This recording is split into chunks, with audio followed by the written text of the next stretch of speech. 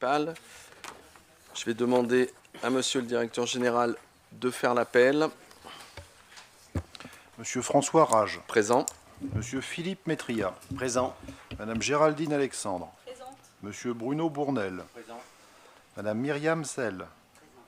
Monsieur Yves Fioli donne procuration à Monsieur Didier Clavel. Madame Mina Perrin. Devrait arriver, je pense. Monsieur Romain Rebello. Madame Audrey Nierga. Monsieur Richard Pessiouto donne procuration à Monsieur Philippe Métria. Madame Chantal Drodz. Monsieur Bernard Barasson. Madame Evelyne Brun. Monsieur Didier Zimniac. Madame Incarnation Ruiz donne procuration à Madame Florence Joly. Madame Christine Faure donne procuration à Monsieur Rebello. Madame Ariel Onis. Monsieur Christian Tournadre. Monsieur Nourdine Haché-Milançon. Monsieur Didier Clavel. Madame Florence Joly. Madame Virginie Chaderas. Madame Blandine Galliot. Monsieur Anthony Mahé.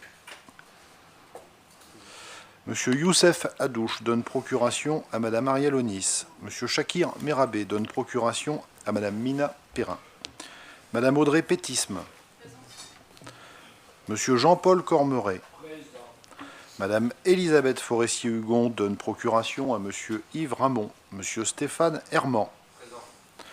Madame Rénathilde Lepaysan donne procuration à Monsieur Fongarnant. Madame Sophie Payen donne procuration à Monsieur Herman. Madame Boste-Vironois. Monsieur Christian Fongarnant. Monsieur Yves Ramon. Bien, il faut désigner le secrétaire. Ah oui, c'est vrai. Tout à fait. Monsieur Anthony Mahé a un décès dans sa famille. Désignation du secrétaire de séance, d'habitude c'est Richard. Donc là on va faire la plus jeune, c'est Audrey, du coup. Ça te va Audrey? Merci. Audrey, sa secrétaire de séance. Vous annoncez les dates des réunions. Il y a une réunion le 12 juillet à 18h, pardon. Ça s'appelle une réunion toute commission, c'est-à-dire que c'est comme un conseil municipal mais fermé, sans public. C'est à la demande, et on y souscrit, du vice-président de la métropole chargé de l'eau et de l'assainissement, Christophe Vial, qui est aussi maire de Saint-Genès-Champanel, et qui va venir nous faire un point sur toute la question du cycle de l'eau, et notamment la tarification solidaire qui va être mise en place, et les perspectives liées aux contraintes de l'eau. Donc ça sera le 12 juillet à 18h. Vous pouvez, je ne sais pas si vous avez reçu un mail ou pas, mais vous avez reçu un mail. Vous pouvez noter cette date, ça se passera ici. C'est ici, oui, c'est ici. Il n'y a pas de quorum obligatoire, hein, c'est une réunion d'information. Et je tiens à saluer d'ailleurs le fait que la métropole, à travers ce vice-président, vient au plus près des communes pour expliquer, répondre aux questions et expliquer la politique de l'eau qui est aujourd'hui portée par la métropole. Vous annoncez aussi la date du prochain conseil municipal, ça sera à la rentrée, ça sera le 26 septembre à 18h30. Puisque nous sommes aujourd'hui en visio avec un Facebook, il me paraît important quand même, sans redire ce qu'on a pu dire tout à l'heure, dire aux gens qu'on a fait un rassemblement devant la mairie, où il y avait bien, je pense, une centaine de personnes, pour dénoncer les événements de ces derniers jours, et puis appeler au calme, et appeler à un travail encore plus prioritaire sur la lutte contre les discriminations et sur le fait qu'on doit apaiser les relations entre nous tous.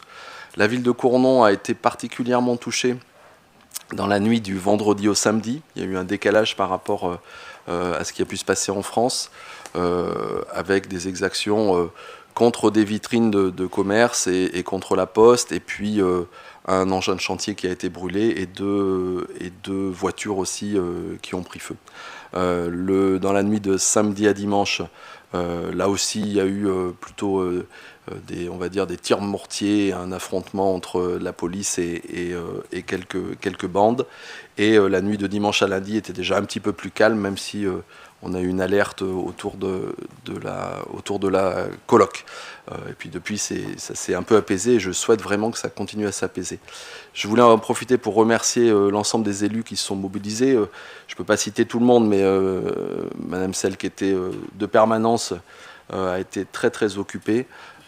Et on est resté en constante relation, même la nuit, et je me souviens de coups de fil à 3h30 du matin pour essayer de régler les choses.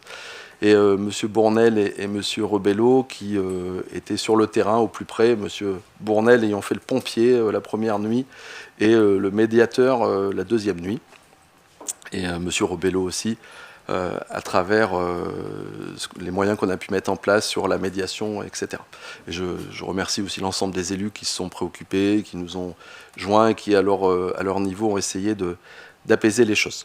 Voilà, il faut garder un message d'optimisme et se dire qu'à travers une crise comme celle-ci, il faut qu'on puisse rebondir et il faut que cette crise, elle nous serve aussi à réorienter si nécessaire nos politiques publiques, mais aussi à être à l'écoute et à s'assurer que tout pourra progresser si on est dans le respect de chacun, si chacun se respecte et si on est bien dans cette dynamique des droits et des devoirs et si on fait confiance à notre État et à la justice de notre État. Donc je souhaite que tout puisse redevenir normal, mais aussi qu'on ne mette pas la poussière sous le tapis et que vraiment on se serve de cette semaine, de ces événements, pour être au plus près en tant qu'élu des citoyens et essayer d'apaiser toutes ces situations. Voilà simplement ce que je voulais dire en entrée de conseil, parce que je crois qu'on ne peut pas démarrer un conseil suite à ces événements sans en parler. Si quelqu'un veut s'exprimer, bien évidemment, je lui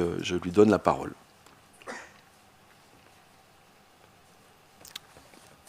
C'est bon, on peut du coup attaquer le conseil municipal. Je vous remercie en tout cas de votre présence à ce moment hautement symbolique devant la mairie et devant notre devise liberté, égalité, fraternité. Et je pense que c'est des moments comme ça qui peuvent nous ressouder. Alors, il nous faut adopter le PV, pardon, le VP, non, c'est le PV, de la séance du conseil municipal du mardi 23 mai 2023. Y a-t-il des avis contraires sur des remarques, des avis contraires? Des abstentions, c'est adopté à l'unanimité. Donc on va pouvoir attaquer l'ordre du jour. Vous avez vu qu'à la fin, on a rajouté 2-3 délibres, notamment l'installation de M. Ramon, à qui je souhaite la bienvenue, même s'il était installé lors du dernier conseil, mais à qui je souhaite la bienvenue, et on devra vous positionner dans les différentes commissions, et donc il y a une délibération pour ceci. Alors, on commence par la ville éducative inclusive et protectrice. Et la première délibération, c'est Madame Drodz sur les modalités de calcul du quotient familial pour l'application de la tarification des services municipaux. Oui, merci Monsieur le maire. Donc, les tarifications des services municipaux du conservatoire péri-extrascolaire, de la restauration et du centre d'animation sont déterminées en application du calcul d'un quotient familial qui était propre à Cournon, calculé sur les revenus mensuels de l'année N-2. Dans un souci de simplification, tant pour les familles que pour les services gestionnaires de la collectivité, je vous propose d'adopter les modalités de calcul définies par la Caisse d'allocation familiale. Donc l'avantage, c'est que du coup, on aura le même QF que ceux de la CAF, donc ce sera plus simple pour les familles, et en plus ce sera directement avec les revenus actuels, puisque la CAF a une mise à jour régulière de leur QF. Il y a aussi un gros avantage de passer par ce système de la CAF, c'est que les enfants handicapés comptent pour une part, alors que dans notre calcul à nous, ils étaient comptabilisés comme les autres enfants à 0,5 part. Donc, pour ne pas pénaliser les familles aussi et pour que qu'ils soient dans les mêmes tranches de tarification, donc il est nécessaire de procéder à un réajustement moyen de 25% de nos bornes de QF. Donc c'est pour ça que du coup, je propose les mêmes 11 tranches avec des changements au niveau des tranches de QF. Et je vous invite à approuver l'application des nouvelles modalités de calcul du quotient familial appliquées aux grilles de tarification des services municipaux. Y a-t-il des questions sur cette délibération qui est plutôt technique et qui ne doit pas changer l'affectation des gens, mais qui est au plus près de leur réalité familiale et sociale? Pas de souci sur cette délibération, pas d'avis contraire, pas d'abstention, c'est adopté à l'unanimité. Le rapport numéro 2, toujours vous, Madame Drodz, sur du coup les tarifs. Oui, alors j'ai déjà commencé par parler des tarifs de la restauration collective et je propose pour l'année scolaire 2023-2024 de reconduire les tarifs de la restauration collective sans application d'augmentation. Donc on aura la même procédure que l'année dernière, avec des tarifs qui seront calculés avec une majoration de 25% sur les tarifs cournonnais et une tarification spécifique qui correspond à la tranche 4 pour le personnel municipal, celui du CCAS, des enseignants des écoles primaires de Cournon d'Auvergne, aux élus municipaux, aux prestataires extérieurs, aux sapeurs-pompiers du centre secours de Cournon. Et avec une tranche 1B pour les jeunes stagiaires, jobs d'été et jeunes en apprentissage. Donc ce qu'il faut retenir, c'est qu'on ne change rien par rapport à l'année dernière et on n'augmente pas les tarifs malgré la hausse des denrées alimentaires. Mais on est conscient qu'il y a quand même des familles qui ont beaucoup de problèmes pour manger. Donc on souhaite maintenir les tarifs. Donc le conseil municipal est invité à approuver les tarifs de la restauration collective exposés, applicables pour l'année scolaire 2023-2024. Très bien, des commentaires sur cette délibération? Je crois que l'inflation sur les produits alimentaires, c'est 17%. C'est ça. Donc c'est un vrai choix, à un moment, un vrai choix politique, de laisser des repas à 1 euro qui touchent 25% de nos comment on dit, des enfants qui viennent manger, nos rationnaires. Donc c'est un choix, à un moment, c'est le service public, c'est l'accès à tous, c'est prendre en charge des situations où on sait que c'est un seul repas pour certains. Et donc on n'augmente pas ces tarifs. Pas de souci, je la soumets au vote. Des avis contraires, des abstentions, c'est adopté à l'unanimité. Toujours vous, Madame Drotz, pour les tarifs du périscolaire. Oui, donc pour l'année scolaire 2023-2024, exactement comme pour la restauration scolaire, je vous propose de reconduire les tarifs des services périscolaires, sans application d'augmentation. Donc, au vu de l'augmentation des coûts de la vie, on a trouvé que c'était important de maintenir ces tarifs. Donc, le conseil municipal est invité à approuver les tarifs des services municipaux périscolaires applicables pour l'année scolaire 2023-2024 sans augmentation de tarifs. Pas de souci. J'ai oublié de dire d'ailleurs pour la restauration, en plus, c'est 5 repas bio. Et on doit être les seuls dans le département, voire même dans la région, à faire ça. Pas de souci pour les tarifs périscolaires, pas d'avis contraire, pas d'abstention, c'est adopté à l'unanimité. Le centre d'animation municipale, la même chose, les tarifs. Voilà, donc comme pour les autres tarifs, pour l'année scolaire 2023-2024, je vous propose de reconduire les tarifs du centre d'animation municipale sans application d'augmentation, exactement pour les mêmes raisons. Au niveau de Cournon, on a un centre, un accueil de loisirs qui concerne les jeunes, mais aussi les adolescents. Donc c'est le moment de le rappeler parce que ce n'est pas le cas partout. Cette structure organise sur l'ensemble des mercredis et périodes des vacances scolaires des animations sportives, culturelles, artistiques, ainsi que des mini-séjours. Donc ça, c'est pareil, il n'y a pas beaucoup d'endroits où c'est fait, d'une durée maximale de 5 jours et 4 nuits, à destination prioritairement des jeunes cournonnais âgés de 3 à 17 ans. Voilà, donc par cette délibération, je vous propose le conseil municipal de ne pas augmenter les tarifs et de reconduire les tarifs de l'année dernière.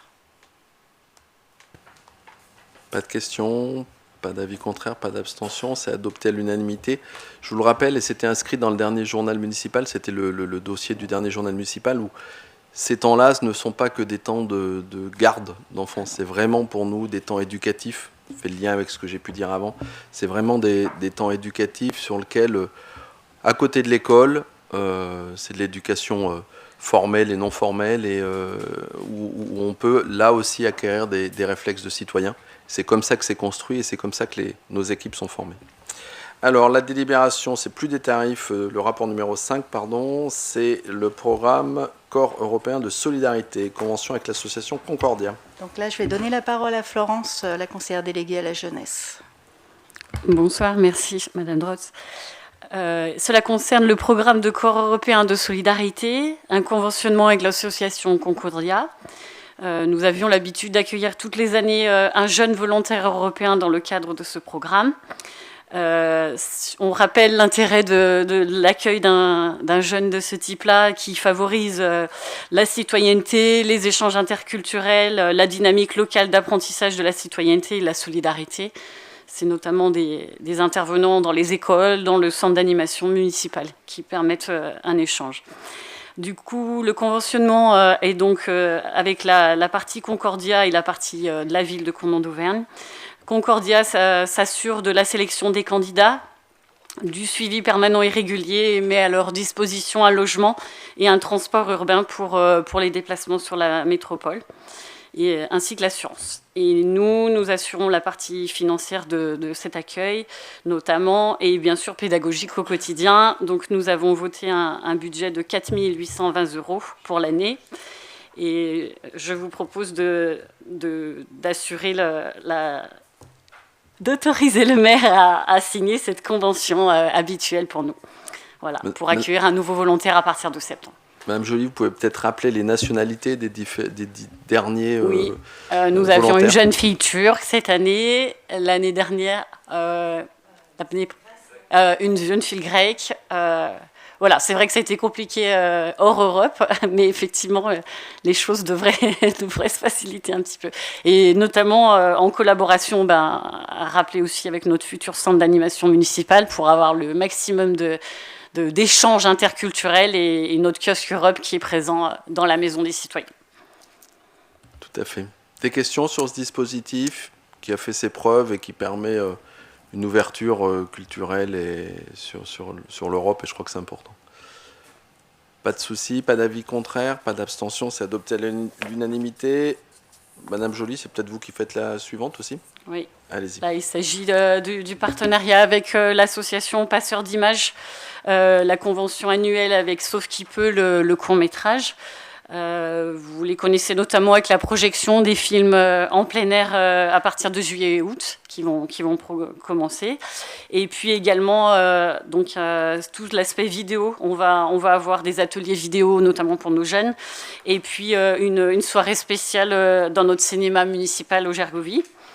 Donc nous allons renouveler ce partenariat qui a lieu depuis plusieurs années pour un coût financier de 8 385 €.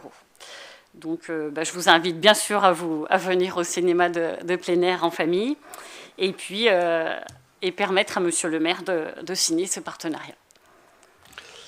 Merci. Quelqu'un se souvient de la date de la première séance ? Ce serait l'occasion de l'annoncer. C'est bientôt, je crois. Il y a un petit programme avec toutes les festivités. Dans ces festivités, à la fois les Jeux du diplôme d'eau, le 12 juillet. Et c'est à quel lieu ? Au Plan d'eau. Le 12 juillet au Plan d'eau, le cinéma en plein air, gratuit. Et dans ce petit fascicule ou sur le site internet de la ville, vous pouvez trouver l'agenda des festivités avec les jeudis du Plan d'eau, donc avec un groupe de musique et un marché. Le mardi, devant l'école Léon Dermain, les activités, je ne sais plus comment ça s'appelle. Activités. Voilà, c'est ça. Et puis aussi d'autres activités qui sont déplacées dans les quartiers, etc. Il y a aussi des activités à la médiathèque culturelle. Donc n'hésitez pas, pour ceux qui n'ont pas toujours la chance de partir en vacances loin, de bénéficier. Toutes ces activités sont complètement gratuites. Y a-t-il des questions sur cette organisation de l'opération Passeurs d'images ? Pas de questions. Des avis contraires, des abstentions. C'est adopté à l'unanimité. Je vous en remercie. Et nous passons maintenant à la commission Ville Vivante. Et Madame Alexandre, c'est sur la saison culturelle et le festival Puy de Môme. Oui, sur les tarifs, je récupère un micro.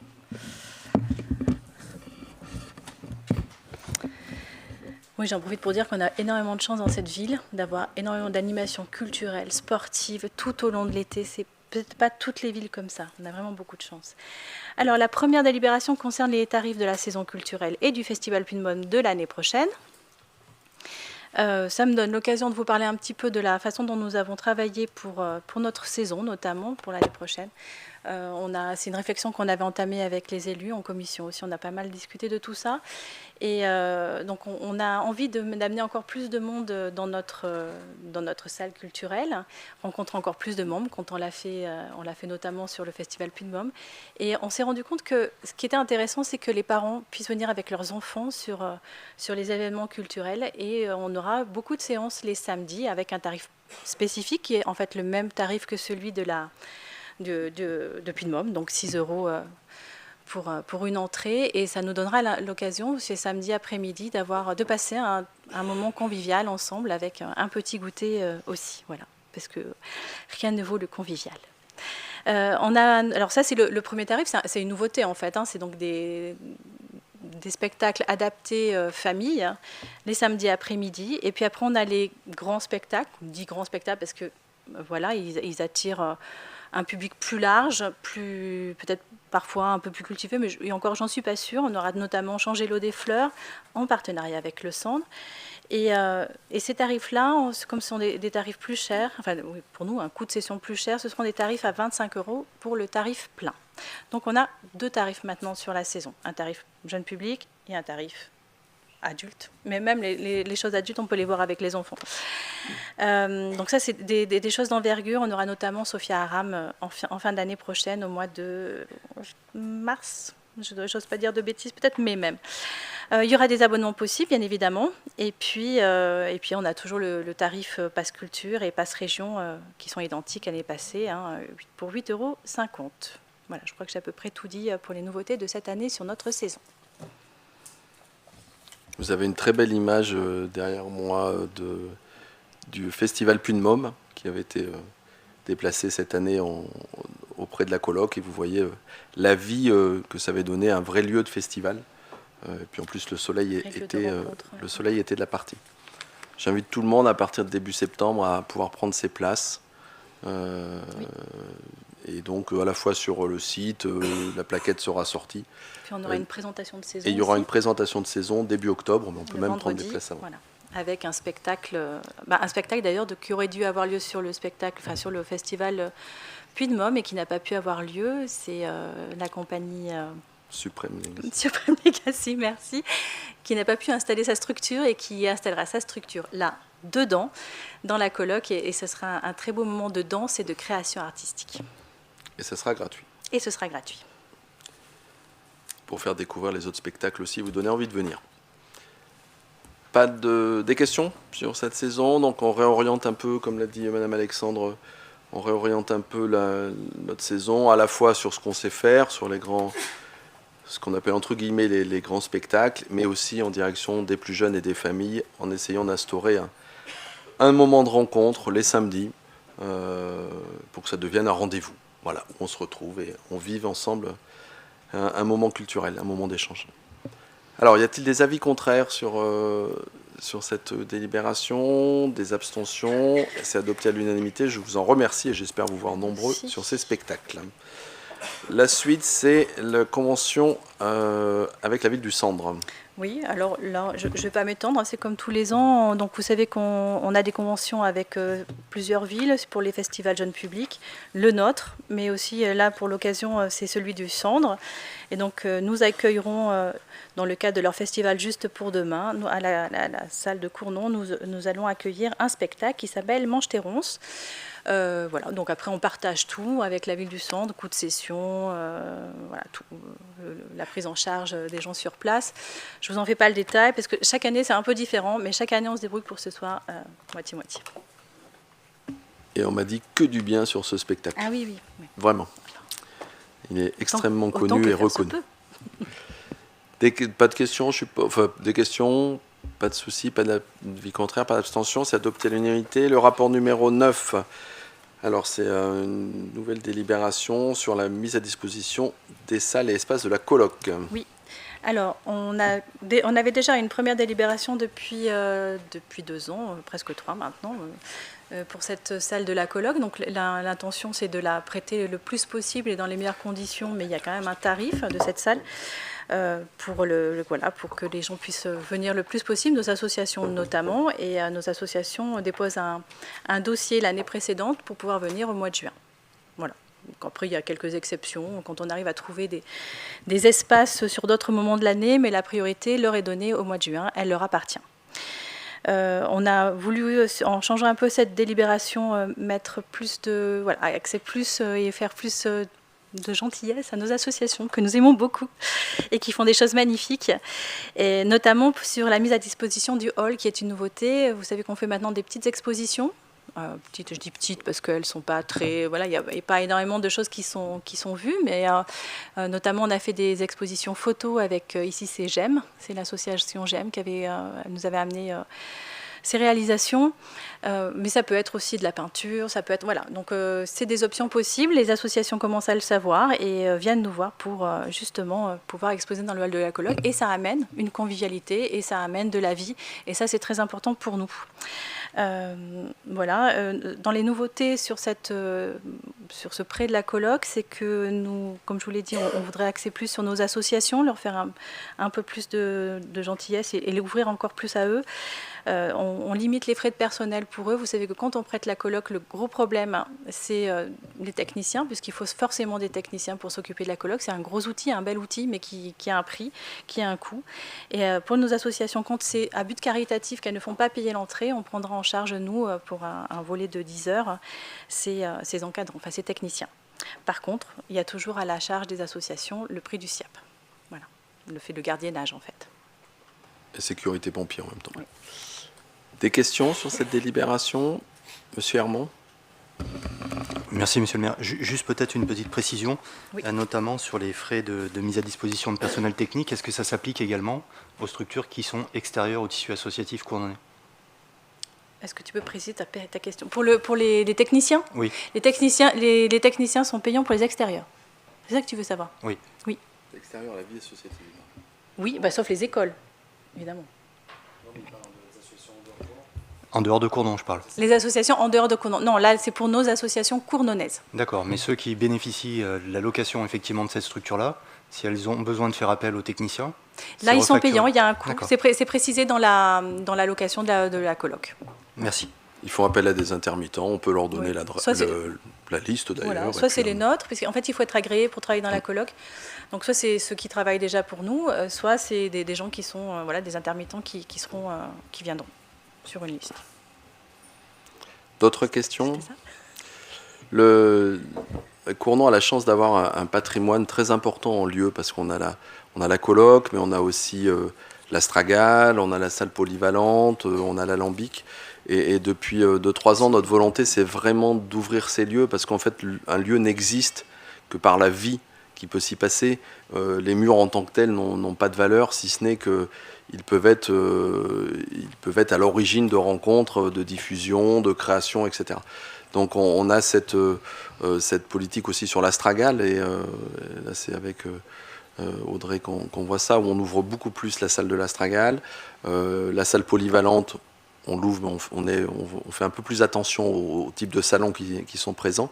L'Alambic nous sert beaucoup de salle de réunion et nous sert notamment tous les mercredis et après-midi et un samedi matin par mois de lieux de maison du projet, pour que les gens rentrent aussi.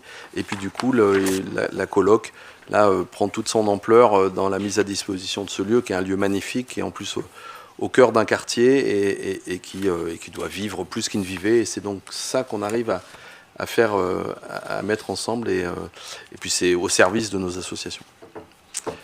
Des avis contraires, des abstentions, c'est adopté à l'unanimité. Le rapport numéro 10, c'est le Conservatoire de musique. Alors, ce sont les tarifs du conservatoire pour l'année prochaine. Eh bien, rien ne change par rapport à l'année dernière, enfin l'année qui vient de s'écouler. C'est à peu près la même pensée que pour la cantine et pour le centre aéré. C'est ne pas faire porter encore davantage le prix de l'inflation. Nous la gardons pour nous. Tout à fait. On entamera peut-être une réflexion quand même, on avait dit dans l'année, sur une restructuration complète des tarifs du conservatoire, parce qu'on est un peu en dessous des autres communes. Il y a la part des extérieurs. Il faudra qu'on regarde ça, et ça c'est un travail qui pourrait être mené en commission. L'amplitude qui n'est pas la même. Donc on regardera. Je rappelle que le conservatoire, c'est aussi, ça permet aussi à des gens de jouer dans des orchestres et qui sont là pour toutes les cérémonies, très présents. Et sur leur temps personnel. Donc c'est un très bel outil. Est-ce que je peux en profiter pour donner une Bien bonne sûr. nouvelle, pour montrer que notre conservatoire est très performant? C'est qu'on a un jeune qui, cette année, a passé le concours pour aller dans la garde républicaine, et qui l'a eu. Donc il part l'année prochaine. Je pense qu'il a passé tout l'été à faire du cheval. Mais à partir du mois de septembre, il sera à la garde républicaine. Très bien, on lui mettra un petit autocollant Cournon Exactement, sur son casque. Des questions sur le conservatoire? C'est 500 adhérents à peu près, le conservatoire. Des avis contraires, des abstentions? C'est adopté à l'unanimité. Alors, des subventions exceptionnelles. Madame Alexandre, toujours. Oui, toujours. Alors, c'est pas très fréquent sur la culture qu'on ait des subventions exceptionnelles, mais dans ce cadre-là, c'est pour une association musicale qui est chez nous depuis bien 10 ans et qui est en résidence à la Coloc, si on peut dire, puisque c'est là qu'elle fait ses répétitions. Elles ont demandé à faire, c'est presque que des femmes, c'est pour ça que je dis elles ont demandé à faire une formation un peu de perfectionnement et nous leur avons, qui coûte très cher, et donc dans ce cadre-là, nous leur donnons 800 €. Voilà, c'est une petite association, mais qui fait beaucoup de choses et qui chante très bien surtout. Et qui sont, ah oui, elles sont là, elles sont venues animer la colloque. Oui. Très bien, 10 chanteuses. Pas de soucis, des questions, des avis contraires, des abstentions, c'est adopté à l'unanimité. Nous passons au sport. C'est peut-être Monsieur Tournadre. Oui, c'est Christian, Christian qui va vous présenter. Monsieur Tournadre, sur les conventions d'objectifs, et vous pouvez nous annoncer ce que j'ai lu dans le journal il y a quelques minutes. Merci Monsieur le maire. Oui, effectivement, le club de hand passe en Pro League à la rentrée prochaine, puisque l'information officielle vient de tomber à l'instant. Donc on les félicite. Donc 4 conventions d'objectifs avec les associations sportives, donc en application de la loi de 2000 qui est relative à la transparence financière des aides octroyées par les personnes publiques et donc qui impose aux collectivités des conventions d'objectifs aux associations percevant des subventions d'un montant égal ou supérieur à 23 000 €. Donc pour Cournon d'Auvergne sont concernés en sport, donc le club de basket, le club de rugby, le club de foot et le club de hand. Et donc, je vous propose d'établir donc ces conventions d'objectifs qui permettent à la ville, notamment, de prévoir les contreparties des différents soutiens précités, notamment l'ensemble de mise à disposition des bâtiments. Et notamment, ces contreparties, elles s'inscrivent tout au long de l'année avec la participation de ces clubs aux opérations que la ville mène, notamment les activités dans le domaine du sport, donc de l'éducation, de la laïcité, de la citoyenneté et de l'intégration sociale. Nous demanderons également de faire apparaître, bien évidemment, le logo de la ville de Cournon sur l'ensemble des documents et de satisfaire à la transparence budgétaire et comptable, puisque nous sommes destinataires des différents comptes, et de transmettre à la ville l'ensemble des PV d'Assemblée Générale et de Conseil d'administration. Donc le Conseil municipal est invité à approuver ces 4 conventions d'objectifs et autoriser Monsieur le maire à signer les dites conventions avec les présidents des clubs. Merci beaucoup. On avait déjà délibéré et fait un gros travail, Géraldine, Madame Alexandre, Monsieur Tournadre et Monsieur Zimiac aussi, un travail important sur la charte qui avait été signée par l'ensemble du milieu associatif, et là spécifiquement sur ceux qui ont une subvention importante, plus de 23 000 €. Il nous est nécessaire de passer ces conventions, mais qui rappellent aussi des éléments qui étaient déjà dans la charte. L'idée étant vraiment qu'on accompagne les associations dans leur développement et dans la mise en œuvre de leurs projets sportifs, mais qu'en contrepartie, il y a un investissement dans la ville que l'on doit trouver et qui est absolument nécessaire, sachant en plus que dans ces associations, il n'y a pas toujours une majorité de Cournonnais, ce qui prouve le rayonnement de notre ville au-delà de l'Anier notamment. C'est vrai qu'un club de hand ou un club de foot ou de rugby, il n'y en a pas si vous habitez dans quelques petits villages, donc c'est normal, on assume nos charges, entre guillemets, ce qu'on appelle nos charges de centralité, notre rayonnement, mais il y a un moment, il faut que l'association elle soit un acteur de la ville, et c'est ce que l'on fait. Y a-t-il des questions sur Monsieur Ramon? Dans les conventions, vous faites état d'une aide financière allouée lors du vote du budget primitif. Mais dans la convention que j'ai lue, ne figure pas le montant. Pourtant, il a été voté. Est-ce qu'on pourrait, vu que c'est un vote du Conseil, les rappeler et les inscrire dans la convention? Il y a le nombre d'adhérents, mais il n'y a pas le montant alloué.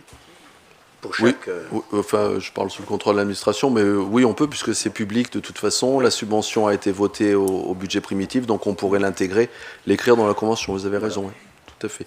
Ah, alors, monsieur le directeur général, dites-moi.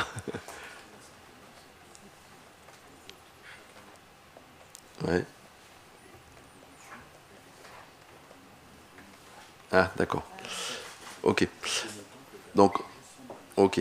Alors, ce qui m'a expliqué, c'est que la subvention, elle est redélibérée chaque année, elle peut évoluer. La convention, là, elle est valable une année, mais par tacite reconduction, elle peut être renouvelable une fois ou 2 fois. Donc on pourrait indiquer quand même la subvention en indiquant l'année, Oui. parce que si ça repasse pas, voilà, parce qu'entre-temps, elle pourrait changer. Donc on peut faire ça en indiquant l'année, tout simplement. Voilà. Pour l'année temps, il y a eu temps. Et puis, Oui, parce qu'il y a le nombre d'adhérents et oui, pas tout le à fait. montant. Donc Ok. chaque année, je préférerais que ça figure. On prend bonne note et alors je les ai plus en tête là, mais de toute façon on les retrouve, elles sont dans le budget primitif. D'autres questions sur ces conventions? Pas d'autres questions? Des avis contraires? Des abstentions? C'est adopté à l'unanimité.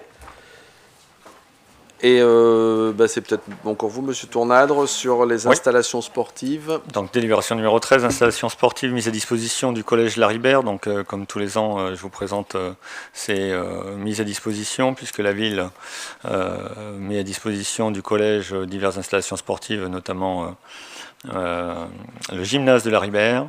Je vous propose de reconduire ces mises à disposition d'une part, et d'autre part d'augmenter les tarifs 2023-2024 de 5,1%, arrondi à la dizaine de centimes d'euros supérieurs. Donc je rappelle le prix, 13,30 € de l'heure pour le gymnase de Laribert et la mise à disposition gratuite des extérieurs et de la piste d'athlétisme de la Plaine des Jeux. Je vous invite donc à adopter les termes de cette convention et à autoriser Monsieur le maire à signer la convention. Très bien, c'est des sommes qui abondent le budget et qui compensent aussi des charges qui sont liées à l'utilisation, notamment des charges de chauffage, etc. Pas de souci, pas d'avis contraire. Je crois que l'autre collège, c'est parce qu'il fonctionne en année civile, c'est ça. Et donc, eux en année scolaire. Voilà. Mais on a la même chose avec l'autre collège, c'est identique aux deux. Pas d'avis contraire, pas d'abstention, c'est adopté à l'unanimité. Le rapport numéro 14, c'est la mise à disposition de la Ligue d'Auvergne-Rhône-Alpes de handball. C'est cela, donc la mise à disposition du gymnase Raymond Boisset, donc à la Ligue de handball Auvergne-Rhône-Alpes, puisque vous savez qu'il y a une section hand au lycée Descartes. Et donc je vous propose de reconduire cette mise à disposition et d'augmenter le tarif de 5,1%, arrondi à la dizaine de centimes supérieurs. Donc je vous invite à approuver les termes de cette convention et à autoriser Monsieur le maire à la signer. Pas de questions, pas de soucis. Là, on applique l'inflation et d'ailleurs, j'ai demandé au service, on va avoir un contrôleur de gestion qui va regarder un peu parce que l'inflation du chauffage, elle est plus importante que l'inflation. Donc là, pour le moment, on fait ça, mais on va examiner de plus près tous ces coûts. Pas d'avis contraire, pas d'abstention, c'est adopté à l'unanimité. Le rapport numéro 15, c'est la même chose, toujours Monsieur Tournadre. C'est la même chose, mais la mise à disposition du lycée René Descartes, donc le renouvellement de la convention pour l'année scolaire 2023-2024, des installations sportives, donc le gymnase Raymond Boisset, les salles de judo, de tennis de table, de musculation du complexe Florian Lavergne, la salle de gymnastique du complexe Florian Lavergne et les terrains extérieurs, pistes d'athlétisme de la Plaine des Jeux. Donc là également une augmentation de 5,1%. Donc je vous invite à approuver les termes de cette convention et à autoriser Monsieur le maire à la signer. Ok, c'est classique, pas de souci, pas de questions, pas d'avis contraire, pas d'abstention, c'est adopté à l'unanimité. Le numéro 16, rapport numéro 16. Alors c'est les tarifs des installations sportives et occupation de l'espace public pour la période du 1er septembre 2023 au 31 août 2024. Donc comme chaque année nous révisons l'ensemble des prix et là aussi nous appliquons une augmentation de 5,1% arrondi aux centimes supérieurs. En conséquence, les tarifs passent à 25,60 € de l'heure pour la salle de judo, tennis de table, salle polyvalente, salle de musculation à Florian Lavergne, la salle de danse, d'escrime, espace polyvalent, salle de boxe et salle d'arts martiaux au complexe Jean-Louis Bertrand, et également le complexe multi-activité Boulodrome. En revanche, oui, la salle de gymnastique passe à 69,40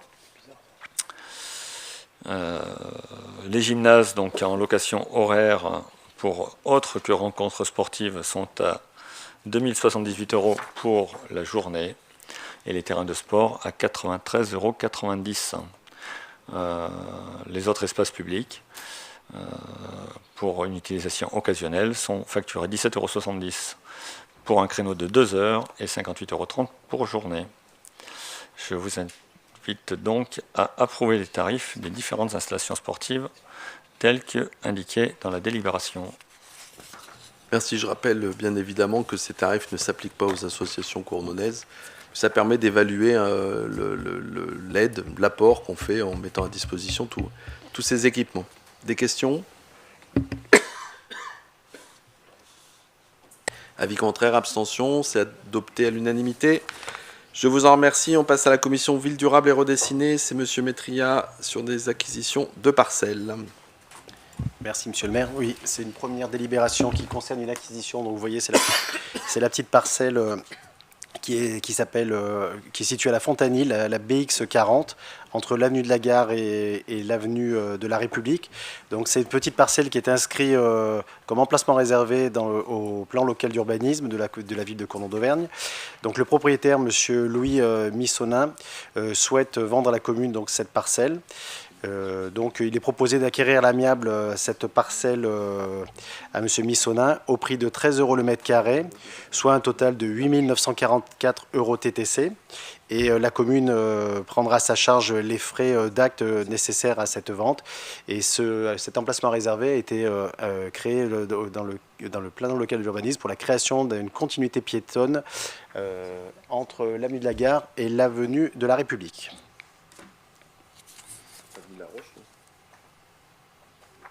Non. Rue de la Gare, d'accord. Oui, mais à je terme, croyais que c'était rue de la Roche, mais ça doit pouvoir passer. C'est pas très loin. Oui, d'un bout en bout. La circulation à pied sera un vecteur essentiel, sera important dans les années à venir. Et il nous faut préserver les chemins qui peuvent exister, qui peuvent être créés. Des questions, Monsieur Ramon?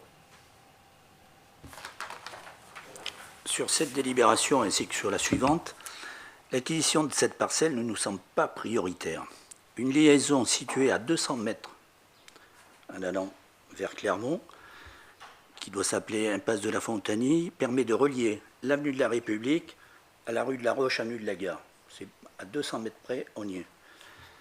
D'autre part, vu que vous avez bouclé le budget par l'augmentation de la taxe foncière, vous devriez éviter cette dépense en revenant sur cette délibération ainsi que sur la suivante.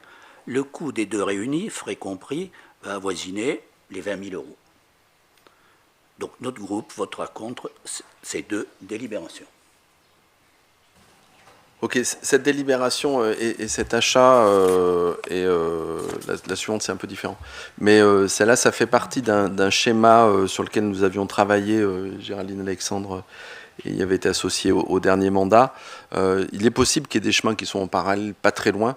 Après, on sait aujourd'hui que c'est comme en vélo, les gens vont au plus court.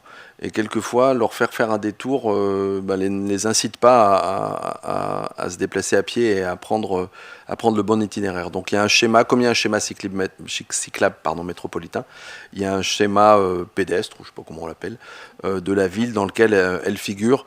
Alors après, c'est vrai que ça fait 8 000 € et 12 000, ça fait à peu près 20 000 €. Pour 8 000 €, on préserve l'avenir et peut-être que demain, on sera encore plus nombreux à se déplacer à pied. Puis surtout, même si elle est à 200 mètres, le taux de couverture n'est pas le même parce que vous êtes là, et ben vous couvrez là, vous couvrez là, vous couvrez au milieu.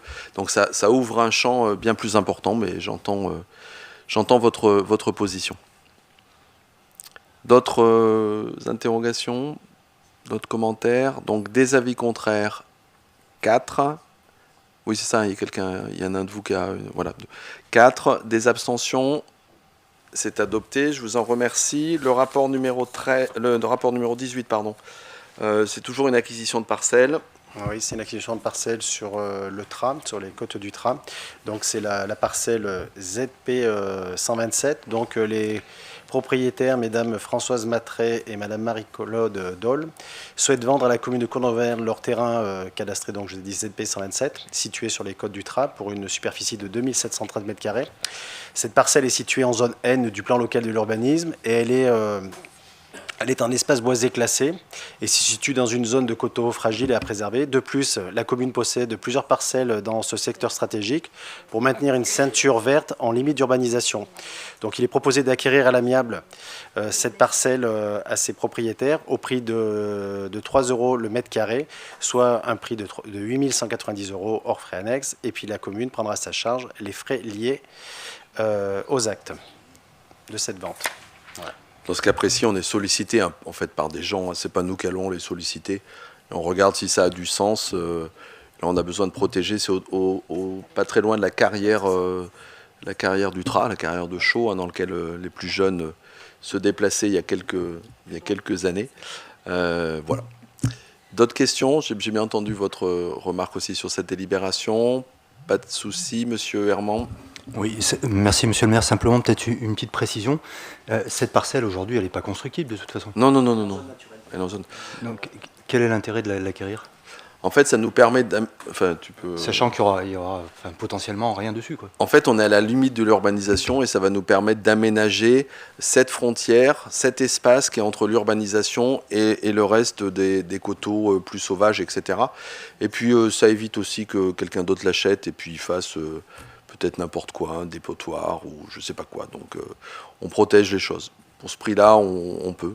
Puis on a d'autres, il faudrait qu'on vous les donne en commission, on a d'autres parcelles à côté et c'est cohérent. On est souvent interrogé pour savoir si on achète, on dit beaucoup plus souvent non que oui. Quand c'est une parcelle au milieu de rien, ça ne nous intéresse pas. Quand c'est des parcelles qui sont contiguës, on peut y faire des plantations. On a la même chose de l'autre côté sur le puits, où on va mettre un verger, là, comment ça s'appelle le puits de Chalut, où on sait qu'à l'avenir, on va y faire un verger, on va y mettre des jardins, etc. Là, je sais pas, je peux pas vous dire tout de suite ce qu'on va y faire, mais en tout cas, on protège le lieu et on pourra y trouver une utilité, je pense. Ouais.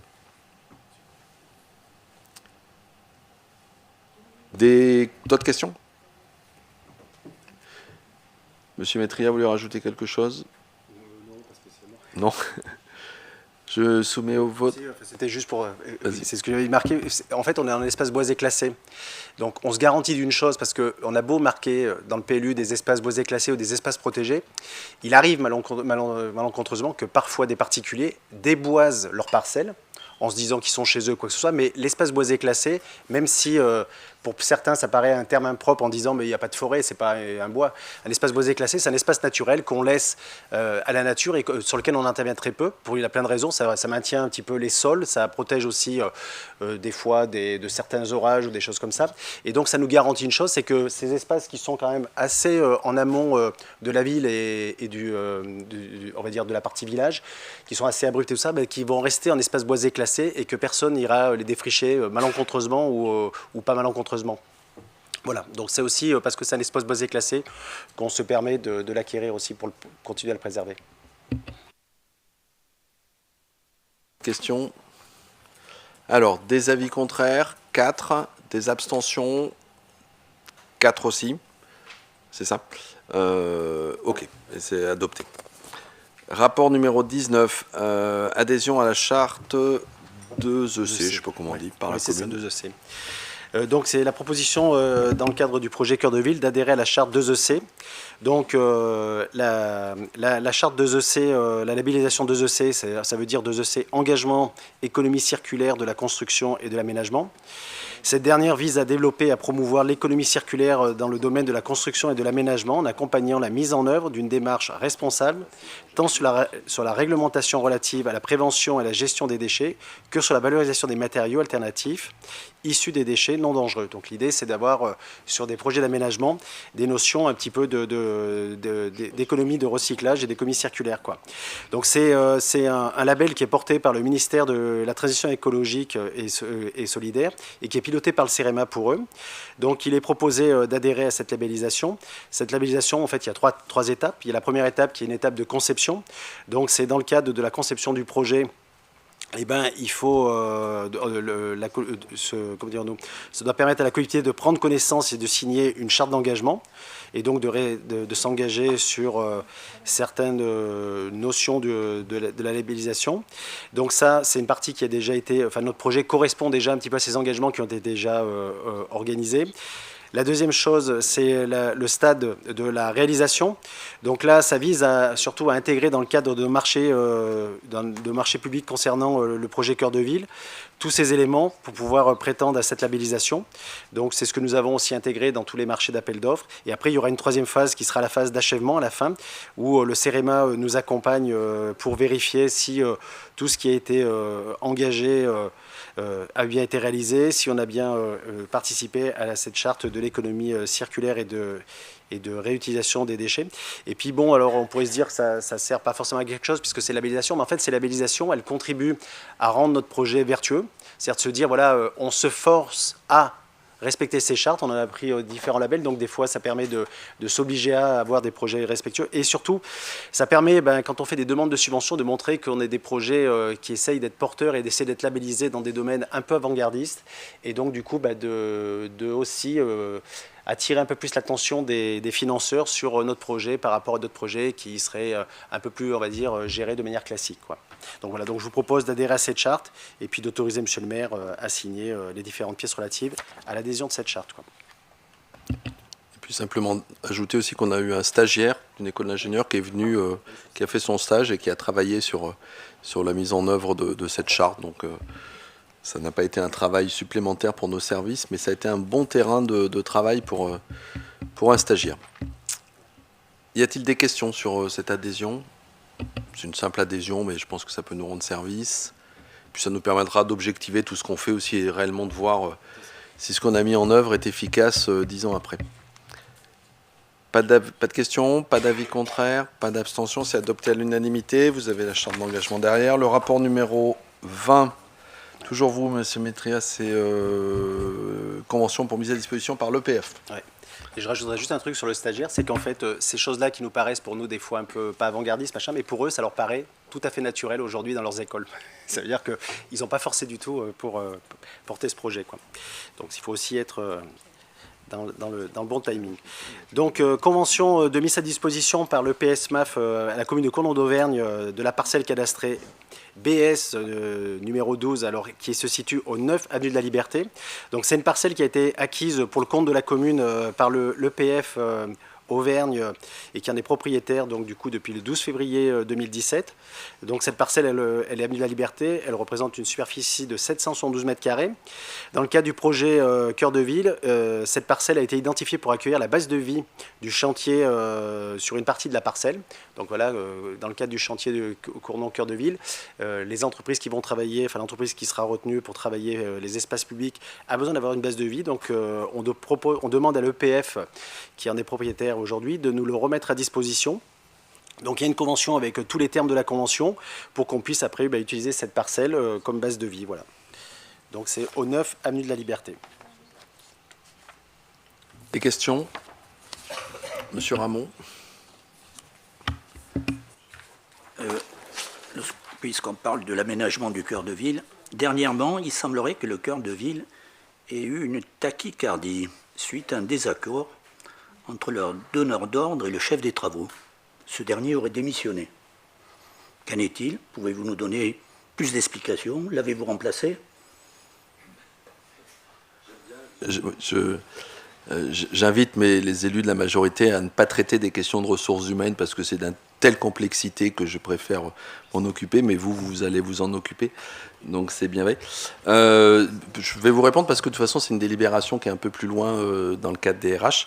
Comme il arrive dans toute situation de parcours professionnel d'un agent de la collectivité, ce fonctionnaire auquel vous faites allusion a obtenu une mutation, il part au conseil départemental. Mais c'est régulier. Aujourd'hui, je crois que la dernière réunion des ressources humaines que j'ai fait, on était en train de traiter 17 recrutements sur des départs à retraite ou des changements. Vous savez, je crois qu'il y a quelques années, les gens étacet très attachés à une situation de fonctionnaire et à une collectivité. Ça change, c'est peut-être eux qui ont raison d'ailleurs. Et donc, ils construisent un parcours professionnel. Donc, cette personne s'en va bien au 1er septembre et nous avons déjà fait des entretiens pour le remplacer. Nous avons au moins 2, voire 3 candidats très intéressants. Et donc, on aura un petit temps de latence de 1 mois, mais pas plus. Ça arrive en plus à un moment du projet où le profil peut évoluer, puisque là on était dans les constructions des cahiers des charges et des marchés. Les marchés étant bientôt passés, puisqu'on a une commission d'appel d'offres la semaine prochaine, on va être plutôt sur un suivi de chantier d'organisation. Donc voilà, il y a une simple mutation et un remplacement par quelqu'un qu'on va sûrement aller chercher dans une autre collectivité, qui elle-même devra chercher, etc. C'est un jeu, comme nous, cette personne venait de Beaumont aussi, voilà. C'est la vie normale. Mais c'est vrai. Oui, puis moi je rajouterais juste, n'ayez pas de doute, il n'y avait aucun désaccord avec cette personne, puisque je travaillais encore ce matin avec lui. C'est quelqu'un qui travaille et motivé jusqu'à la dernière minute, à la dernière seconde de son contrat, mais c'est vrai que la vie fait qu'il a une opportunité qui fait que là, il ne peut pas la refuser parce que ça correspond à son projet de carrière. Voilà, et puis nous, on en prend acte et il n'y a pas de souci de ce côté-là. Et voilà, ça fait partie de la vie des collectivités, mais on n'a aucun souci avec cette personne-là. Alors, d'autres interrogations sur cette délibération, des avis contraires, des abstentions? C'est adopté à l'unanimité, je vous en remercie. Le rapport numéro 21, c'est encore des mises à disposition par l'EPF. Donc l'EPF Auvergne est propriétaire depuis 2022 pour le compte de la commune des parcelles cadastrées BX 66 et 67. Donc là on est 33 avenue de la République. Donc là si vous regardez ça correspond à l'ancien garage Citroën que l'EPF Auvergne a acquis pour le compte de la commune. Dans le cadre de la relocalisation temporaire d'une activité économique qui est actuellement sur le projet Cœur de Ville et qui a besoin d'être relocalisé de manière temporaire avant son installation définitive dans des locaux neufs au 24 avenue de la Libération. Il est demandé, donc, on a trouvé un terrain d'entente avec lui qui est un lieu qui pourrait lui correspondre pour porter son activité de manière temporaire. Et donc, du coup, il est demandé de signer une convention dont vous avez les termes de la convention avec l'EPF Auvergne, un peu dans les mêmes conditions que dans les précédentes délibérations, pour nous mettre à disposition cet équipement et pouvoir l'adapter. Vous verrez qu'il y a une délibération en fin de conseil là, sur une déclaration de travaux, et pouvoir relocaliser cette activité commerciale le temps que ces locaux définitifs soient prêts. Voilà, donc je demande d'autoriser M. le maire à signer tous les documents nécessaires à cette procédure. On est sur du temporaire, là. Ouais. Des questions, M. Ramon? Cette délibération, effectivement, nous interpelle. En effet, après de multiples tergiversations, le commerce indiqué, allons le nommer, Pizza Benfica, je crois, c'est ce qui nous a été dit en commission, devrait trouver donc un point d'installation provisoire sur cet ancien garage. Il avait été annoncé au préalable dans les anciens locaux de la Banque Populaire, qui, d'après les informations que nous avons recueillies, ce local ne répondait pas aux normes en termes de sécurité technique, alors que la commune était propriétaire depuis longtemps de la Banque Populaire. Il y a un manque d'anticipation, là, M. Rage. Il aurait eu une proposition pour un bungalow. Ben, vous m'appelez bien M. Ramon, moi je peux bien vous appeler M. Rage. Donc je continuerai à vous appeler M. Rage. Vous n'avez pas la même fonction que moi et je souhaite que vous ne l'ayez jamais d'ailleurs, je vais vous dire. Vu les démolitions effectuées aux côtés de son emplacement actuel, vous avez dû faire une remise aux normes de sécurité des façades. Si son installation provisoire future se fait au 33 avenue de la République, à combien sont estimés les coûts de travaux? Qui va payer la mise aux normes sanitaires? Provisoire veut dire, comme vous l'avez souligné, M. Métrias, qui serait après déménagé sur le futur immeuble vers le collège Marc Bloch, donc une nouvelle incidence financière pour les Cournonnais. S'il ne s'agissait pas d'un commerce, étant donné les dépenses engendrées, nous aurions voté contre. Mais pour l'aider à poursuivre son activité, nous voterons pour. Pour l'aider à poursuivre son activité. Monsieur Métrier. Ouais. Oui, enfin, après, moi, je peux vous répondre. De toute manière, nous avons obligation, dans le cadre de la DUP et tout ça, de relocaliser ces commerces. En fait, il y a plusieurs possibilités. Ce commerce aurait pu nous dire, moi, je vais arrêter mon activité, vous avez quand même indemnisé mon activité, ça m'a... L'opération financière pour la commune, je ne vous cache pas, serait beaucoup moins favorable. Donc c'est pour ça qu'on a plutôt été partisans de relocaliser tous les commerces, parce qu'en plus, c'est des activités commercial qui nous intéresse pour conserver le dynamisme de notre ville, donc il n'y a pas de souci. Donc cette personne, ça fait un moment qu'on est en négociation avec lui, oui, c'est vrai qu'il devait aller à la Banque Populaire. La Banque Populaire, il s'avère que ce n'est pas que des problèmes techniques, il s'avère que l'endroit où il devait être installé, il y a la moitié du bâtiment. Alors on peut faire toute l'histoire, le bâtiment a été construit en 2 parties. Il y a une partie qui correspondait à des fondations qui étaient un peu douteuses, où aucun maître d'œuvre voulait s'aventurer sur y accueillir une activité commerciale particulière. Donc voilà, donc on a été obligé de changer de destination. Il s'avère que on travaille avec ce monsieur, moi je ne cite pas le nom des gens au conseil municipal parce qu'ils n'ont pas toujours envie d'être cités dans les conseils municipaux. Il s'avère que l'activité dont on parle, on a travaillé plein de fois avec lui, on l'a rencontré, ça se passe très bien. Il est conscient que son activité est compliquée à relocaliser parce qu'il a certaines attentes, mais que nous on comprend tout à fait. Donc on a trouvé ce terrain d'entente pour le relocaliser sur un bâtiment qui nous appartient. En effet, ça va engendrer quelques, peut-être dizaines, peut-être 10 000, 20 000, 30 000 euros de travaux qu'on doit faire. Mais de toute manière, quel que soit l'endroit où on l'aurait relocalisé, on aurait été obligé d'adapter le local et lui verser des indemnités pour qu'il se réinstalle de manière correcte et qu'il puisse continuer son activité. Le fait qu'il redéménage, c'est juste que le lieu où on va l'installer, ce n'est pas forcément le lieu le plus idéal pour lui. Et ce n'est pas forcément le lieu idéal pour la commune. Le lieu où il sera relocalisé, ce n'est pas un bâtiment municipal, c'est un projet qui va être porté, où lui, il est en discussion par notre intermédiaire avec ce porteur de projet, pour qu'en rez-de-chaussée, il y ait une cellule commerciale qui pourrait lui correspondre tout à fait, et ça permettra à ce moment-là au porteur de projet d'avoir un locataire qui arrivera et qui pourra continuer sa activité sur une proximité avec le cœur de ville. Donc après, moi, je n'ai pas du tout de problème avec cette relocalisation, puisqu'on remplit notre rôle tout à fait de participer à cette relocalisation. Et puis après, elle a un coût, mais comme tous les coûts.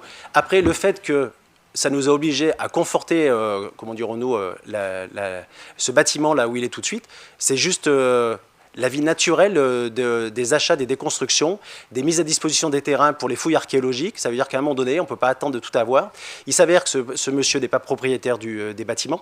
Il s'avère que le propriétaire du bâtiment, lui, on n'est pas arrivé pour l'instant à une situation d'achat à l'amiable, donc ça suit son cours, c'est une DUP, mais ça ne nous empêche pas que le bâtiment, il faut qu'il existe encore, puisque pour l'instant, il est censé exister. Donc quand on démonte à côté pour dépolluer la station-service et tout un tas de choses, et pas perdre trop de temps sur le projet cœur de ville, en effet, il faut conforter les bâtiments, parce qu'il ne faut pas que son bâtiment s'écroule le temps d'eux. Mais c'est 2 choses différentes. Lui, il a un fonds de commerce, on relocalise. Moi, je n'ai pas de souci avec lui. Tant que cette activité commerciale, ça se passe bien et que tout ce qu'on lui propose et que ce qu'on construit ensemble, ça va dans le sens de son activité, je me dis que bon, pour l'instant, on doit faire les choses pas si mal que ça. Interventions ? Pas d'autres interventions. Je passe au vote. Des avis contraires, des abstentions. C'est donc adopté à l'unanimité avec les commentaires de M. Ramon. Le rapport numéro 22, c'est une désaffectation par Clermont-Auvergne Métropole. Oui, c'est ça. Donc du coup, on se situe sur la petite parcelle qui s'appelle BA 400 EP, là, qui est 8 rue Claude Bernard. Donc c'est une petite parcelle de 68 mètres carrés. Donc c'est un riverain qui souhaite acquérir une partie du domaine public routier, qui joue sur sa propriété. C'est ce qu'on appelle un accessoire de voirie, c'est-à-dire qu'il y a un lotissement qui a été fait à cette époque qui s'appelait, je ne sais plus comment il s'appelait ce lotissement, c'était... non, je sais plus. Ah, oui. Les Gondards. Ouais, c'est ça. Non, je crois pas. Bon, peu importe. Oui, peu importe. Voilà, donc du coup, il reste des fois, de temps en temps, dans ces lotissements, des choses qui ont été rétrocédées aux communes, il reste des petits accessoires de voirie. Et donc, du coup, voilà, on a interrogé la métropole, enfin les services de voirie de la métropole pour savoir, ils n'y voient aucune contre-indication eu égard à la présence de réseaux, d'eau, d'électricité ou quoi que ce soit. Donc, la métropole, pour pouvoir vendre ce terrain, doit désaffecter ce terrain, doit le désaffecter, mais elle demande dans le cadre de ces règles à elle, même si elle n'a pas l'obligation, elle demande aux communes leur avis avant de désaffecter ces espaces publics. Donc voilà, il est proposé aujourd'hui de donner un avis favorable à la désaffectation de ces 68 mètres carrés. Donc après, la métropole prendra une délibération lors d'un conseil métropolitain prochain pour désaffecter cet espace public, et ça reviendra vers vous après, devant nous, pour justement, comme ça ne sera plus du domaine public, mais ça sera du domaine privé de la commune de Cournon, on pourra à ce moment-là procéder à la vente de cette petite parcelle de 68 mètres carrés. Là aussi, c'était à la demande de la, Ouais, et puis il arrive régulièrement de la voisine, là, qui était venue nous voir, et c'est un lieu qui sert à rien. Il y a du dénivelé, on ne le voit pas, mais il y a au moins 2 mètres de dénivelé entre la partie basse, ici, et la partie haute de la route. Donc elle se charge de l'entretien, donc ça sera très bien. Y a-t-il des commentaires, des questions, des avis contraires, des abstentions? C'est adopté à l'unanimité. Le rapport numéro 23, c'est encore vous, M. Métria. Donc là, on est dans le cadre d'une demande de subvention au titre du Fonds vert 2023, donc dans le cadre de l'opération Cœur de Ville. Donc c'est dans le cadre du Fonds vert 2023, dans l'axe 3. L'axe 3, c'est ce qu'on appelle, ça concerne le recyclage du foncier. Donc on avait déjà prétendu en 2022, on avait eu une première subvention de l'État d'un montant de 259 000 € au titre du fonds Friche, donc l'opération sur l'îlot Ouest, dans le cadre du plan de relance que la commune de Cournon avait bénéficié dans le cadre de son projet Cœur de Ville. Là, il y a pour l'année 2023 une nouvelle enveloppe prévisionnelle de 27 millions et 180 000 € qui a été attribuée pour l'ensemble de la région Auvergne-Rhône-Alpes. Les projets doivent être suffisamment matures et doivent être déposés d'ici la fin 2023. Et donc, du coup, il est proposé que la commune de Cournon d'Auvergne puisse déposer un nouveau dossier dans le cadre de ce fonds vert. Donc, il y a une demande de subvention, une nouvelle demande de subvention qui est faite de 918 328 €. Je ne vous dis pas que c'est la somme qu'on aura, mais on calcule toujours, c'est des ratios. Ils nous disent, voilà, vous pouvez prétendre à 20% sur tel domaine, 10%. Voilà. Donc, on fait des calculs et on demande toujours le maximum. Pour l'îlot Ouest et l'îlot Est du projet Cournon Cœur de Ville, sur lesquels sont programmés 4 350 m² de logement, 1 930 m² de commerce et 1 500 m² de services. Ainsi que sur les espaces publics, ça concerne un petit peu sur la partie ouest, ce qu'on appelle le Mail des Arts et l'allée de la République.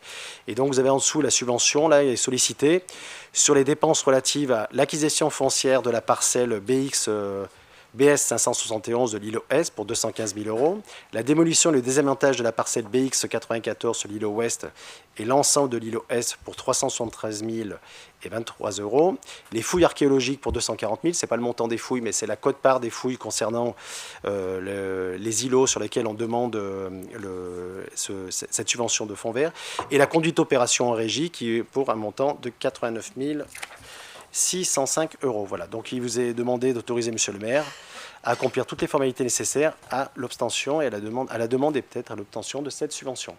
Voilà. Des questions? C'est une demande de subvention. Oui, on verra. Pas de souci, pas d'avis contraire, pas d'abstention. C'est adopté à l'unanimité. Le rapport 24.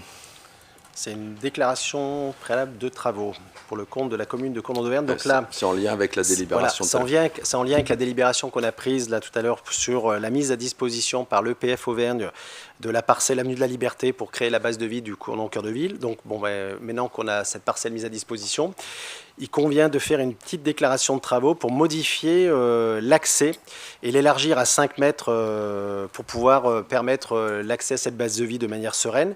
Donc voilà, donc c'est une déclaration de travaux qui va être faite par monsieur le maire pour pouvoir modifier l'accès à cette parcelle et pouvoir rendre cette base de vie accessible et utilisable. Pas de souci, c'est purement technique, c'est lié à la première délibération. Le portail est un peu petit. Voilà, le portail est trop petit pour faire passer les engins pour installer la base de vie.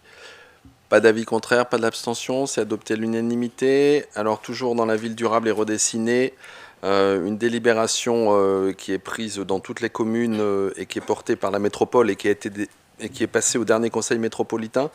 Aujourd'hui, la métropole s'est lancée dans un grand déploiement de vidéoprotection sur les zones d'activité. Et donc la ville de Cournon, la zone d'activité de Cournon, on a fait une réunion publique il y a 1 an à peu près là-dessus, a été dotée. C'était un coût quand même de 600 000 €, sauf que ces caméras, derrière ces caméras, il n'y a pas de personnes humaines.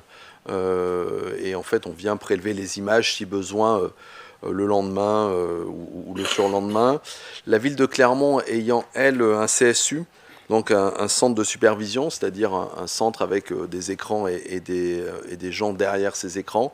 il a été proposé par la métropole de mutualiser ce CSU, ce centre de supervision, avec l'ensemble des caméras des zones industrielles, donc payées par la métropole, sur les différents territoires, dont la ville de Cournon, mais aussi la ville d'Aubière, du Sandre, etc., etc. Donc il y a besoin d'une convention de mutualisation, et c'est ce qui vous est proposé avec toutes les modalités, combien de personnels sont transférés, etc., etc. L'idée étant que la métropole ne constitue pas son CSU de son côté, mais que par souci d'économie, on utilise plutôt le CSU de la ville de Clermont, ce qui va permettre aussi d'étendre les plages horaires de celui de la ville de Clermont, qui regarde, lui, ses caméras. On verra si un jour, dans le cadre de ce CSU, les caméras que, par exemple, nous avons posées sur nos bâtiments publics pourront être raccordées. Voilà, on fait ça par étapes. Pour le moment, c'est celles des zones industrielles qui seront raccordées à celui de la ville de Clermont avec une convention de mutualisation. Cette délibération a été adoptée, me semble-t-il, à l'unanimité lors du conseil métropolitain. Je parle sous le contrôle de ceux qui y étaient. Madame Galliot, Monsieur Barasson, c'est ça. Est-ce qu'il y a des questions? Monsieur Cormeret, ah oui, vous y étiez d'ailleurs. Oui, j'y étais, oui. Je crois que lorsqu'on nous l'a présenté, on nous a montré les caméras où elles allaient être implantées, parce qu'il y a également une injonction de caméras. Alors, on se réjouit que la métropole installe des caméras et qu'il y ait du personnel derrière pour voir un peu ce qui se passe, notamment la nuit.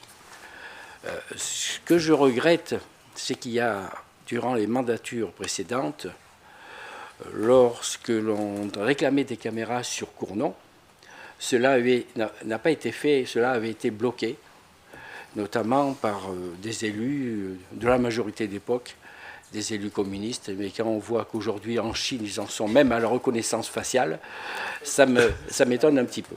Mais bon, on se réjouit qu'au moins on ait des caméras, ça rassure les gens.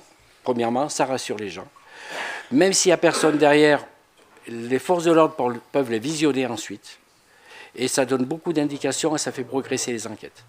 Voilà. Donc ça a été bloqué pendant des années, c'est dommage. Là, on rattrape un peu le retard. On ne peut que s'en féliciter. Monsieur Bournel a demandé la parole. Oui, monsieur Cormeret, vous devriez savoir en tant qu'ancien gendarme que c'est pas parce qu'on met des caméras partout qu'on résout tous les problèmes d'insécurité. Je crois que depuis 30 ans, on se trompe dans ce pays.